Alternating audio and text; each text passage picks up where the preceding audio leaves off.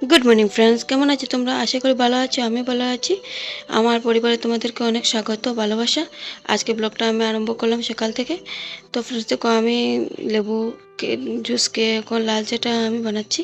তো ফ্রেন্ডস, সকাল থেকে আমি ব্লগটা আমার কন্টিনিউ করা হলো না। এই যে আমাদের শিব মন্দির, তোমাদেরকে আরেকদিন নিয়ে আসবো। আর তো ফ্রেন্ডস, আজকে আমি বলেছিলাম তোমাদেরকে যাব যে আমার মেয়েকে ডান্স স্কুলে অ্যাডমিশন দেওয়ার জন্য। তো দেখো, 3টের মতো বেজে গিয়েছে, আমি ঘর থেকে বেরিয়ে পড়লাম। সূর্য মামা আমাদেরকে উঁকি মেরে মেরে দেখছে। এই যে আমাদের সামনে আমাদের সূর্য মামা। তো বিকেলটা দেখতে অনেক ভালোই লাগছে। সূর্যটা ঢুকছে, ডুবার অবস্থায় আছে। 3:30 মতো 4টার মতো বাজে গিয়েছে।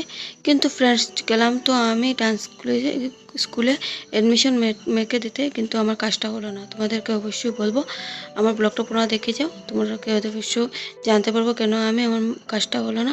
আমি ব্লগের মধ্যে বলবো তোমাদেরকে। ব্লগটা আমার পুরো মতো দেখে যাও। তো বন্ধুরা, রাস্তার দেখানো কোনো আমার উদ্দেশ্য না। ডাইন সাইডে একটা গেট দেখবে, এখানে আমাদের হিস্টোরিক্যাল প্লেস আছে, এই যে এটা।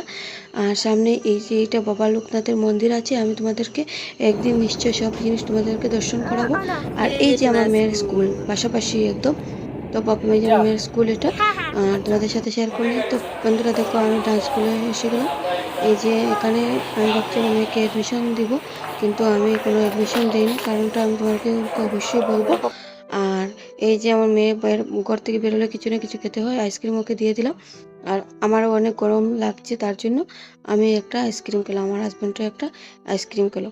তো আইসক্রিম টেস্ক্রিম খেয়ে আমরা চিপস আমার মেয়েকে কিনে দিলাম, দিয়ে আমরা ঘরে চলে এলাম। তো বন্ধুরা, আজকে কাজটা আমার হলো না, কারণটা তোমাদেরকে আমি এখন বলেই দিলাম। তো বন্ধুরা, আমি চলে এলাম ঘরে এখন। 6টার মতো বেজে গিয়েছে।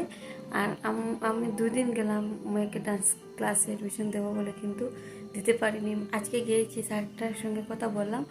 স্যারটা বললো কি, ও ক্লাসিক্যালের মধ্যে একমাত্র মণিপুরি ডান্স করায়, আর ভারতনাট্যম বা কতক এইসব ও করায় না। তার জন্য ওকে স্যারের কাছে অ্যাডমিশন দেওয়া হলো না। কালকে একবার গিয়েছিলাম, স্যারকে পাইনি। আজকে গিয়েছিলাম, স্যারকে পেয়েছি। কিন্তু আমরা যা ডান্স মেয়েকে শেখাবো, এটা তো আর এই স্যারে করায় না। তার জন্য ওকে আর এই স্যারের কাছে অ্যাডমিশন দিলাম না, ওকে নিয়ে চলে এলাম। আর আজকের দিনটাই বেকার গেল। মানে কোনো দিকে যদি যাওয়া মানে প্ল্যানিং থাকে, তাহলে দেখো সারা দিনটা আমার প্রিপেয়ার হতে হয় মানে যাওয়ার জন্য। তো সারাটা দিন থেকে আজকে ভাবছি যে স্যারের কাছে যাব, ওকে ডান্সের মধ্যে অ্যাডমিশন দিয়ে দেবো, কিন্তু আর দিতে পারলাম না। কারণ স্যারটা কত ভারতনাট্যম এইসব করে না, রবীন্দ্র, নজরুল আর মণিপুরি ডান্সই করা। তার জন্য ওকে আর অ্যাডমিশন দিলাম না। তো ভাবছি এখন অন্য কাউকে দেখবো।